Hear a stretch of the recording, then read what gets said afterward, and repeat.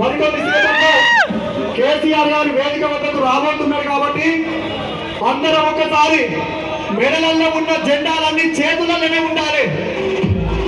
ఇక్కడ 1,00,000 మంది ఉంటే 2 చేతులు ఎత్తితే 2 లక్షల మంది అవుతాం కాబట్టి ఒక్కసారి 2 చేతులు పైకెత్తి జై తెలంగాణ, జై కేసీఆర్, జై కేసీఆర్, జై కేసీఆర్ సార్ పాడుతున్నాం.